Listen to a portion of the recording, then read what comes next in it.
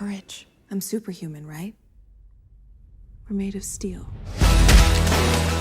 A lot has changed about the spin-off show being developed by Amazon, which is going to be set in the same universe as their most lucrative franchise. When it was announced, Gen V was The Boys Varsity. The cast looked entirely different. And most importantly, Eric Kripke said that it would not be sharing the exact same continuity and characters as the main show does. So, lo and behold, the first look for Gen V has not only Jesse T. Usher's A-Train in it, but it also has Vault CEO Ashley Barrett and the VCU's Zack Snyder, Adam Burke as well. But these characters aren't the only things that are going to be showing up in Gen V. So are many storylines from The Boys, which will return to our screens in 2024. So without further ado, let's look at the 7 The Boys storylines Gen V will pick up based on its first official look explored. Before we go into our explanation though, we have a very small request. If you like our content, please support us by subscribing to our channel. This is a small click for you, but for us, it means a lot. Thank you. Let's begin.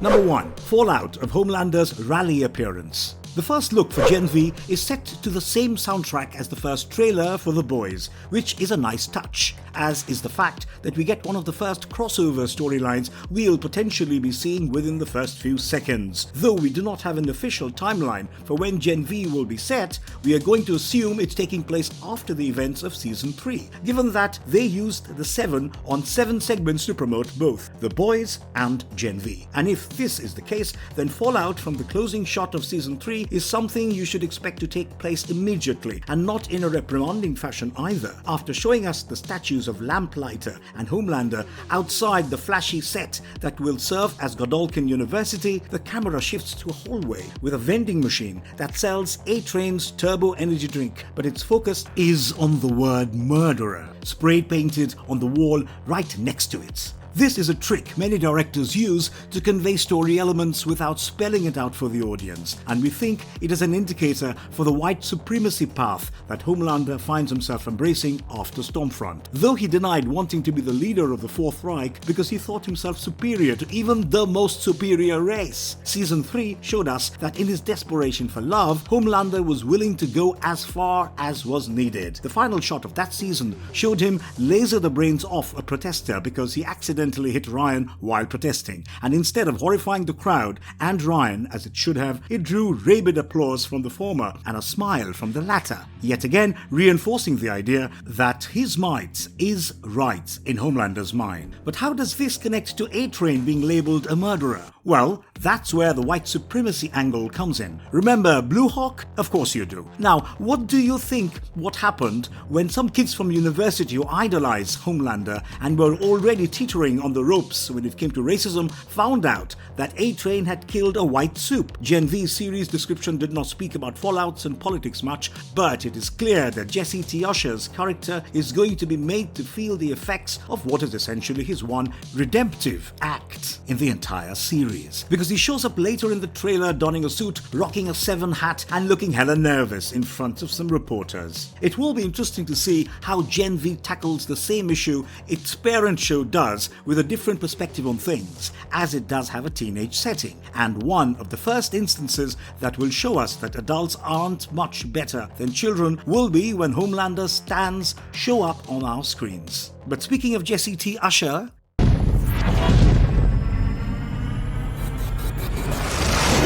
Number 2. A-Train's unlikely path to redemption might continue gaining steam in Gen V. There are 1 or 2 reasons why A-Train could have shown up in Godolphin University, and neither of them are exactly nice. First, he could be returning as an alumnus. A-Train, Queen Maeve, and the Deep all went to Godolphin University in their youth and were all drafted to Vault International's premier superhero team, The Seven. It's possible that A-Train, one of the only active and alive members of the Seven from the original incarnation when the show began, is back at his alma mater to hype up the college goers with a few tales about his days at the institution and encourage them to chase their dreams of joining the Seven, because, as far as we can tell, Gen V is going to have something of a popularity contest woven into its storytelling fabric. If you guys were paying attention to those ridiculously hilarious 7 on 7 with Cameron Coleman segments from 2021, you'd have noticed the fictional news anchor talk about Golden Boy, being the top pick of this year's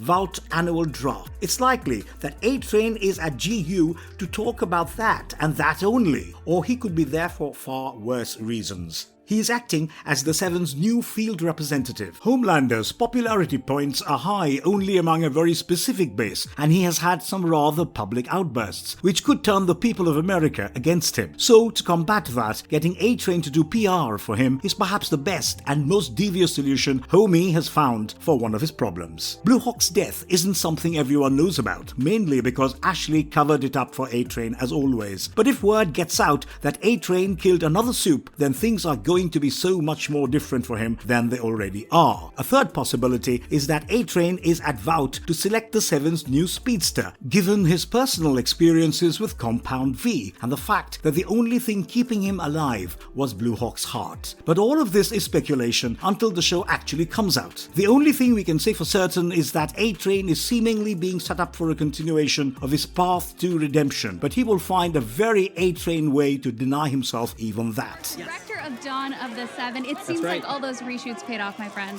Right, well, after the, Stormfront's a Nazi. Ashley and Adam's new cinematic project. Ew, you perverts. We didn't mean it like that. But now that we do have your attention, seeing the frantic new Vault CEO and her boy toy in the trailer tells us that much like its parent show, Gen V is going to have some kind of cinematic project that showcases the false lives that the students of GU live on a daily basis. It could be the Vault annual draft, or something entirely different like a high school musical type teenage rom-com drama, giallo, or a disgusting quote inner city documentary about some of GU students who found their way to the university because of their underprivileged background, thereby keeping in line with the original G-Men's premise while adding a new dimension to it. Mr. Burke can be seen interacting with a few characters on at least 2 separate occasions, so he is definitely there to shoot something or the other. But the only shot of Ashley we have is her looking flabbergasted at someone or something in front of her eyes. While this could be a reaction to A-Train saying something to the media, because we all know that he isn't exactly good at press conferences, it could also be a reaction to some mistake made by some kid who doesn't understand just how much hair Ashley has lost to gain the position she is at now. We are looking forward to seeing what this pair of absolute chaos will bring to a new generation of Supes who might just be worse than their predecessors. And speaking of predecessors,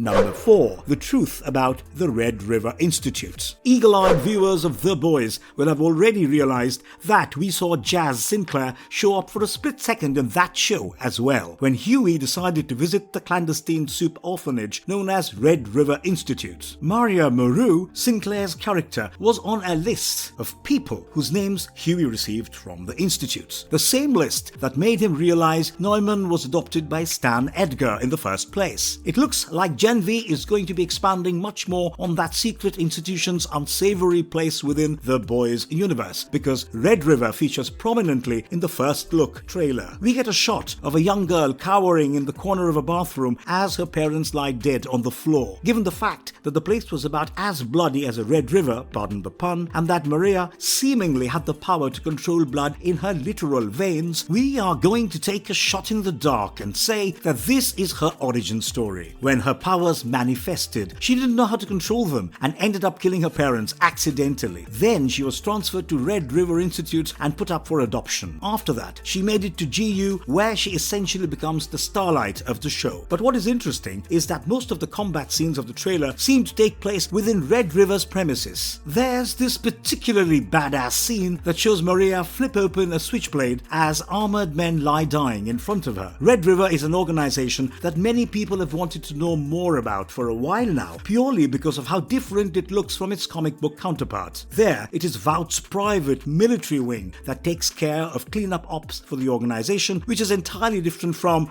running an orphanage. But those two things might just overlap because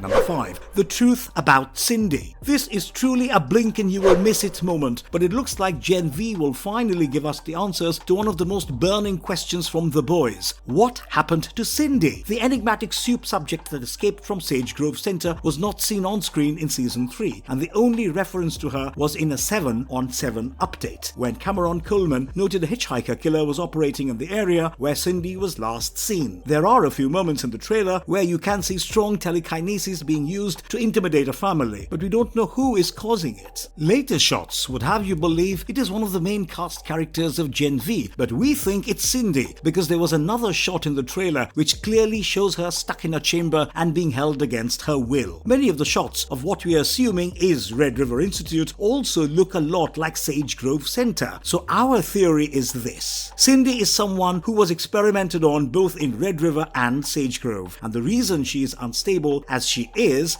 that she has not known anything but abuse her entire life, which would explain why she didn't trust Frenchie and MM when they tried to save her. This entire entry could also just end up not happening because it's quite possible that the character we saw, in fact, was not Cindy. But we have a feeling that we are going to see Eric Kripke's 11 show up in the spin-off show, and not just show up, but be a big part of it as well. Number 6. Soldier Boy 2.0. One of the biggest selling points of Season 3 was Jensen Ackles joining the cast as Soldier Boy, and one of the biggest selling points of Gen V is Patrick Schwarzenegger joining the cast as Golden Boy. It isn't a coincidence that both of their characters have nearly identical descriptions at the time they joined the story. To the point, you can even call Golden Boy Soldier Boy 2.0. In every news junket about Schwarzenegger's character, in universe and out, he's described as just the model superhero whose responsibilities have never weighed him down, and whose charisma is so great that Cameron Coleman thinks he is the top pick to win the Vout annual draft and get drafted to the 7th. But here's the thing, does anyone remember what Golden Boy's powers are described as being? Thermonuclear, to be precise. And what happened to Soldier Boy after he was broken out of his Russian prison cell? That's right, he became a living, walking nuclear reactor. There is a clear shot of Patrick Schwarzenegger as Golden Boy in the trailer, attending what looks like a frat party in the background. But there is another shot which shows flames coming out of a bolted steel door that is being patrolled by a heavily armed guard. Vout tends to portray their heroes as being the exact opposite of what they are in real life. So Golden Boy, being called extremely charismatic, cool, calm and collected, might just be cover for he's bat crap crazy and losing control over his powers, which again reminds us of Soldier Boy. Whether we are right in this regard or not remains to be seen, but what we can say with surety is that Golden Boy is not going to be any better than Soldier Boy or Big Homie from the 7th. The question is, how bad can he get? Number 7. The boys might launch a mission similar to the original G-Men storyline. In amongst all the violence, sex, craziness and drama that a super university can possibly have, there is also the possibility of the boys mixing it up because that is what the original G-Men storyline was in the comics. There, Huey was sent undercover to infiltrate the X-Men parodying Outfits HQ to gather intel and possibly eliminate a few soups if he could. While he did do that former of those tasks, his discoveries were so horrifying that Vout themselves decided to take care of the G-Men once and for all. In particular, they were afraid that John Godolkin's preferences might ruin their public image and financial standing were they ever to be exposed. And Huey was getting pretty close to doing just that. So Vout literally slaughtered their fattest cash cow and called it a day. Violence of a similar scale might not occur in Gen V, but the core themes of violation, coercion, brainwashing and absolute loyalty can surface in this show. The one shot that we get of Clancy Brown